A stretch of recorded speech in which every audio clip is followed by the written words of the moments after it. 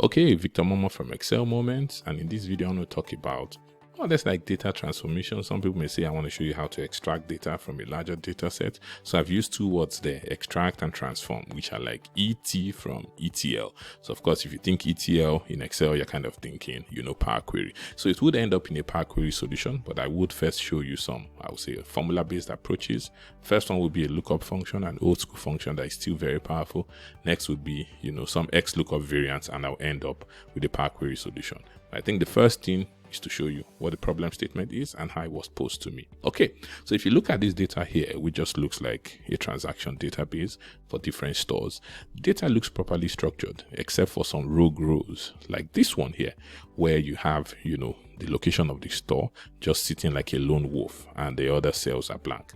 And you probably agree with me that this deserves maybe a column to itself where we have location so that we can do some analysis, maybe in some cases, by location, if store name already doesn't do that. But that's the whole idea. So if you scroll down, you will see that you get here, from here, all these guys should be Copenhagen. If you go all the way again, all these guys should be Dublin, and so on. So if you do think about it, you realize that what you're really doing is you look for a blank cell and then you return whatever is to the left of it. Now, when you get to a place like this, the blank cell you're interested in is not the very first one we saw, but this one here closest to it. So it kind of means that you're looking for like the last blank cell just before, your current location. Okay, so that's what you're always looking for, the last blank cell. If you look for the first, you would always get the first one, which will always be broad cells, and that will be broad cells across all of the rows, which is not what you want. So for that reason, it lends itself to a lookup function. And I will say why. The lookup function is not very well understood by a lot of folks, but once you understand the nuances, it becomes very powerful. So there are some fundamental assumptions, that the lookup function makes. One is that the lookup vector is normally in ascending order. So meaning that something like 1, 2, 3, all the way to 10. So when you are looking for a value that is larger than the largest value in that array, so what it does is this: if I'm looking for, say, 15, and my lookup array is 1 to 10, it looks for 15, it checks, is it anywhere in this range? No, it's not. So at the end of the day, since 15 is larger than 10, it defaults to 10, meaning that if you give it a value that is larger than the largest value, it would always resort to the largest value in the array. So anything above 10, in this example I've given, will give you back a 10, which is a trick we use to get the last blank cell, because we'll give it a value that is bigger than whatever it is we are looking for, and it will then default to the last one that it can find. Okay, so I'm going to kind of write it, then maybe explain it, slightly after that. So we're going to do a lookup, and the value I'm going to look up for is a value I know that is larger than whatever I will find. So I'm going to use 2 because I know the largest value I can find in the range is 1. So I could use anything like even 1.01 just to be clear. So I'm going to test, and check if this sells, but I'm going to lock the first one so everybody starts from that, if this is blank. Okay, so just checking for where this is blank, and then I return, this guy here, because that's how I can get, and then lock this guy. All right, so that's how I can get the location. So I do that, and then I take this down. My mouse is acting up, so just bear with me. Okay, so you can see I get that right: Copenhagen, Dublin, and so I'm basically done. All right, but let's think about what it is that is doing. So let me use a cell like this. Right, so the first thing here is let's look at what we have inside the red brackets, which is just checking if the values here are blank. Right, and if you think about it, this is the only one that is blank, so that's the only one that should give us a true. This should give us a bunch of true and false. So let's check that. Right, so you can see true, false, false, false, false, false. So there's just true, one true, and that true belongs to this cell. Now you do 1 divided by that, and the reason we do that is because we know that when we do 1 divided by false, which is 1 divided by 0, basically it's going to give us an error, and we know that the lookup function normally ignores errors, and that's kind of the thinking behind the trick. So when you do 1 divided by this, now let's see that part of it. So 1 divided by this then gives us, there's a 1 at the beginning. Why? Because 1 divided by true is like 1 divided by 1, which is 1, and then the rest of them are errors. So the lookup function will ignore all of them, and then it now says, hey, you're looking for 2.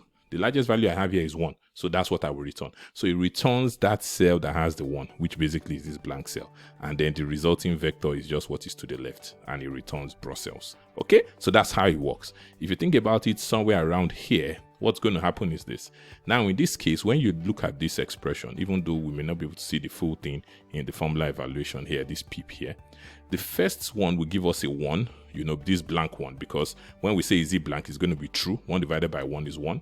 This one here is going to also give us a 1. So the ones in between are false, so they will all be errors. So we basically have 1 and 1. So, but what is Excel going to do? It's assuming that they are in ascending order. So the second one, which belongs to this cell, obviously, is what it's going to see as, the last value. And then it's going to return Copenhagen. And that's the same logic that's going to happen, all across. So that's kind of how it works. Okay, so next thing is to do it, like with an XlOOKUP. So we could do an XlOOKUP. I'm saying I'm looking for a blank. So I'm just like, hey, skip the lookup value, looking for nothing, right? So my lookup array, I'm basically going to look up this, and then do an F4 here. Okay, go to the end, then I want to return this. So I do an F4 here. And now I want it to search from end to beginning so that it always finds the last, blank cell. That's what I want it to find, not the first. So I'm not going to search from first to last. I'm going to search from last to first. So I put 3 commas and then I go backwards, which is -1, search last to first. Okay. And then once I do that, close the bracket, we get Brussels, we take this down. Okay. And then everything is fine, right? The other way you could do it, even with the XlOOKUP again, is to say, hey, if I use an is blank of this cell will obviously give me true. The rest of them will be false, right? So I could say I'm looking for a true. So say I'm looking for a true, and my lookup array is blank of this guy. Same logic, right? And then we want to return this one. Okay, so look, this guy. And then we do the same thing, -1, right? And we take that down. Okay, and then we have everything done. So the other thing you could then do is outside of here, if you want to then, pull up what the full thing will look like without those rogue rows, you could then use maybe like a filter function and say you filter, I think the range goes from like C5 to I212, right? So that's everything there. And you want only the rows where maybe, for example, this store name column, is not blank, because if it's blank, it belongs to this row that you don't want. Okay, so we could say, hey, do this where C5 to C212 is not blank, something like that. Close, right? And you can see that we have a dynamic, response for that, where we have everything except those rogue rows, and then we have our locations here, and that's excellent. Okay, so next one is for us to use, PowerQuery. So what we're going to do is just to extract, like a table, and then, we take this into PowerQuery. So let me do, maybe from here, I do like a Control-Shift-End. I need to come backwards. I think just here should be fine. So Control-C, let me take this to a new sheet, paste, and then Control-T, do OK. Maybe just give it a decent name, TBL sales. Don't like grid lines. I'm just going to get rid of this. All right, so let's take this into PowerQuery.